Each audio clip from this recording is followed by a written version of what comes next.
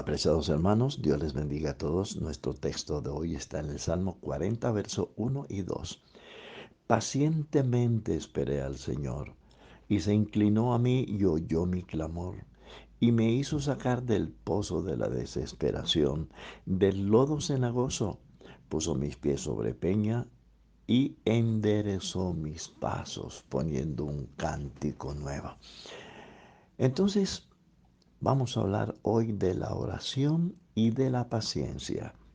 Hace unos días me encontré con una mujer que dice ser cristiana, que agobiada por los sufrimientos me decía: pastor, no volveré más a la iglesia, pues Dios se ha olvidado de mí, ya ni me responde. No son pocas las personas que dicen ser cristianas y usan este mismo lenguaje de decepción. Creen que realmente el Señor se olvidó de ellas y empiezan a buscar la mano del hombre. Y de verdad abandona la esperanza en la palabra y en las promesas de Dios. En el libro de Deuteronomios 32-39 dice: ved ahora que yo soy, y no hay dioses conmigo. Yo hago morir, yo hago vivir, yo hiero y yo sano, y no hay quien pueda librar de mi mano. Esto quiere decir que si Él hiere, hay que esperar que Él mismo sane. Él se ha comprometido a ello, y las palabras de Dios como sus promesas son fieles y son verdaderas. En el primer libro de Samuel, capítulo 2, versos 6 al octavo, se confirma lo que estoy diciendo. El versículo dice: el Señor mata y Él da vida, Él hace descender al sepulcro y hace subir.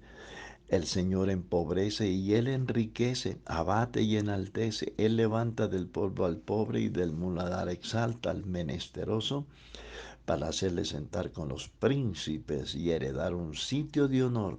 Aquí hallamos la razón lógica y real para aprender a esperar en Él a través de la oración.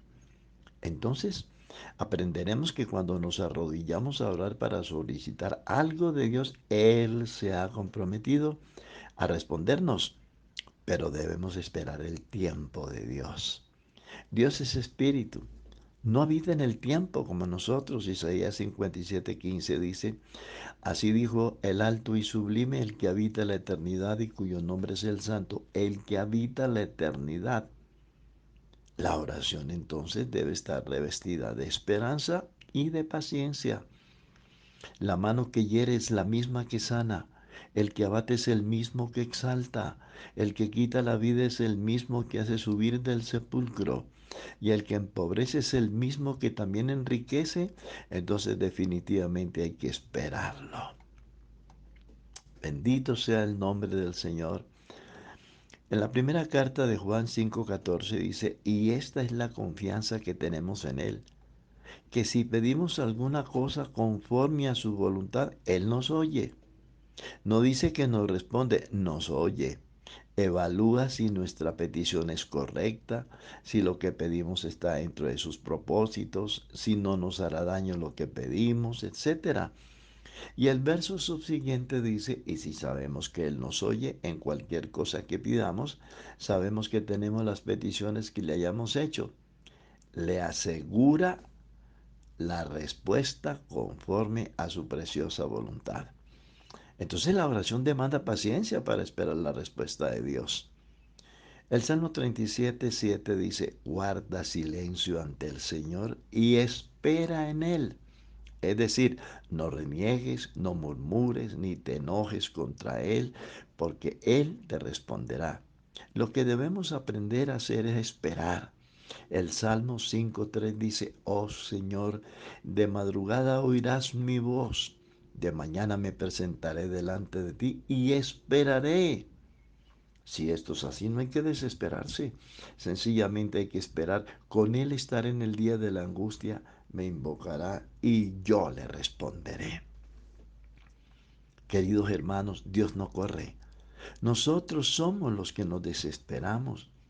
¿Qué haríamos si nuestro pastor deja que sus hijos violen a las hermanas, se roben las ofrendas, se enfrenten a las autoridades establecidas, etcétera? Pediríamos que lo cambien, ¿verdad? Y los oficiales, una vez confirmado el asunto, ¿cuánto tiempo tardarían en trasladarlo? Yo diría que casi inmediatamente. Ahora, observemos lo que hizo Dios en el caso del sacerdote Elí para reemplazarlo, porque sus hijos violaban a las mujeres cuando iban al templo a orar, se robaban las ofrendas, se robaban las porciones del sacerdote. Miremos qué hizo Dios para reemplazarlo. Lo primero que Dios hizo fue buscar a una jovencita que había sido abandonada por su marido por cuanto no le había dado hijos y que además era estéril. Había además que esperar que Dios tratara con el Cana, esposo de Anita, por cuanto éste se había ido de la casa y ya tenía 10 años por fuera. Además, después de él regresar, había que esperar que ella quedara en embarazo y esto demora 9 meses. Y más aún, una vez nacido el niño Samuel, tenía que esperar un poco de tiempo para que el bebé creciera y se pudiera llevar al templo y aún más, el tiempo de la unción sacerdotal. Esto es una demostración de que Dios no corre y por eso hay que esperarlo. El otro día escuché un diálogo, personas que todavía dudan de la promesa de Dios. No quiero mencionar esos casos porque no vale la pena hacerlo. En el versículo que leeremos a continuación observamos las bendiciones de esperar a Dios. La Biblia dice en Isaías 40:31, dice, los que esperan al Señor tendrán nuevas fuerzas, levantarán alas como las águilas, correrán y no se cansarán, caminarán y no se fatigarán. Tendrán nuevas fuerzas, tendrán una renovación espiritual continua, levantarán alas como las águilas, Dios los pondrá en alto lejos del peligro mundanal. Correrán y no se cansarán, alcanzarán el premio del supremo llamamiento en Cristo. Caminarán y no se fatigarán. La fatiga detiene la marcha. Caminó Enoc con Dios y se lo llevó el Señor. Los que pacientemente esperan al Señor no serán avergonzados ni confundidos. Que Dios los bendiga y los guarde a todos.